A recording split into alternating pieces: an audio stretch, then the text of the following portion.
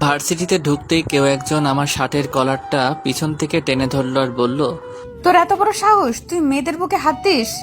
আমার শার্টের কলার ধরে ভার্সিটির মাঠে আমাকে টেনে নিয়ে এলো। পুরো ক্যাম্পাসের ছেলেমেয়েরা আমার দিকে তাকিয়ে আছে। আমি অবাক হয়ে মেয়েটার দিকে তাকিয়ে আছি। এই মেয়ে কি বলছে আমি কিছুই বুঝতে পারছি না। আজকেই প্রথম আমি ভার্সিটিতে এসেছি, আর এই মেয়েটা বলছে আমি নাকি কোন মেয়ের বুকে হাত দিয়েছি। পুরো ক্যাম্পাসে এই নিয়ে হইচই পড়ে গেল। মেয়েটা মাঠে এসে ওর বান্ধবীকে ফোন দিল আর বলল, দোস্ত, তোকে যে ছেলেটা টিস করেছিল ওই ছেলেটাকে পেয়েছি। ক্যাম্পাসের মাঠে চলে আস, আজকে একে আরাম ধুলাই দিব। মেয়েটার বান্ধবী এসে বলল, দোস্ত, এটা তো ওই ছেলেটা না যে আমাকে টিচ করেছিল? এটা সে না, এটা অন্য ছেলে রে। আসলে এই কলেজের প্রিন্সিপাল আমার বাবার বন্ধু। তিনি আমাকে ভালো করেই চেনে। মেয়েটা যখন আমাকে সবার সামনে অপমান করছিল, তখন ভিতর থেকে আমার বন্ধু নাহিদ আসলো, আর ও এসেই ওই মেয়েটাকে রিকোয়েস্ট করতে লাগলো আর বলল, আপু প্লিজ ওকে ছেড়ে দিন, ও আজকেই প্রথম ভার্সিটিতে এসেছে, ও এখানকার কাউকে চেনে না। পুরো ভার্সিটির ছেলেমেয়েরা ভয়ে কিছুই বলছে না। এই খবরটা প্রিন্সিপালের কানে পৌঁছে গেল। প্রিন্সিপাল এসেই বলল, সাথে কি হচ্ছে এগুলো এখানে? ও তার মানে মেয়েটার নাম সাদিয়া।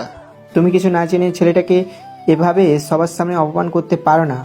মেয়েটা প্রিন্সিপালকে বলল, স্যার, এত পেঁচাল পাইরেন না তো, আপনি বেশি কথা বলেন। কি বেয়াদব মেয়ে এটা, প্রিন্সিপালের সাথে কিভাবে কথা বলতে হয় তাই জানে না। প্রিন্সিপাল আয়াসকে বলল। আয়াস, তুমি ক্লাসে যাও। প্রিন্সিপাল সাদিয়া নামের মেয়েটাকে বলল, তুমি জানো তুমি কাকে অপমান করেছো? ওর বাবা কানে এই খবরটা গেলে এটা নিয়ে ঝামেলা হবে। মেয়েটা প্রিন্সিপালকে বলল, আমি ঝামেলা দেখে ভয় পাই না। আর কে ওই ছেলে? আর কে ওর বাবা? ওর বাবা কি আমার বাবার থেকে ধরি নাকি? মনে রাখেন, আমি এই দেশের সবচাইতে বড় ব্যবসায়ীদের মেয়ে, ব্যবসায়ীর মেয়ে সাদিয়া। কেউ আমার কিচ্ছু করতে পারবে না, আমি কাউকেই ভয় পাই না। আয়াস ক্লাসে চলে আসলো। এসেই আমার বন্ধু নাহিদকে জিজ্ঞেস করলো, বন্ধু, মেয়েটা যখন আমাকে অপমান করছিল তখন সবাই চুপ করেছিলে কেন? ওর বন্ধু নাহিদ বলল। ভয়ে। আমি বললাম, ভয় পাওয়ার কি আছে? নাহিদ বলল, মেয়েটা এদেশের বিখ্যাত একজন ব্যবসায়ীর মেয়ে। মেয়েটা খুবই ডেঞ্জারাস, তাই সবাই ওকে ভয় পায়, এবং কি প্রিন্সিপাল স্যারও। বড় লোকের মেয়ে বলে যা ইচ্ছে তাই করবে নাকি? ওর বন্ধু নাহিদ বলল। তুই আর ঝামেলা করিস না দোস্ত, সব ভুলে যা। পরের দিনের কথায় আসি। বাসা থেকে তাড়াহুড়ো করে বেরোতে গিয়ে খেতে পারেনি আয়াস। তাই ভার্সিটির ক্যান্টিনে ও আর ওর বন্ধু নাহিদ বসেছিল কিছু খাবে বলে। আয়াস খাবার অর্ডারও করেছিল। একটু পর ওই সাদিয়া নামের মেয়েটা আর তার বান্ধবীরা ক্যান্টিনে চলে আসলো।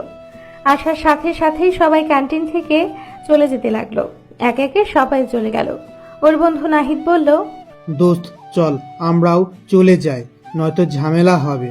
আমি বললাম না আমি যাব না। কিরে, তোর বন্ধুকে তুই বলিসনি যখন আমরা ক্যান্টিনে খাবার খাই তখন আর কেউ সেখানে খায় না? তোরা কি জানোস না? আমি মেয়েটাকে বললাম কেন, আমরা তো আপনাদের আগে এসেছি। মেয়েটা একটু হাসলো আর পানির বোতলটা হাতে নিল। তারপর আয়াসের খাবারের ওপর পানি ঢেলে দিল। ওর তো খুব রাগ হচ্ছিল। রাগে আয়াসের চোখ লাল হয়ে গেল। ওর বন্ধু নাহিদ ওকে টেনে ওখান থেকে নিয়ে এলো। আসলে ওর মাকে ও কথা দিয়েছে কোনো ঝামেলা করবে না, তাই মেয়েটাকে কিছুই বলল না।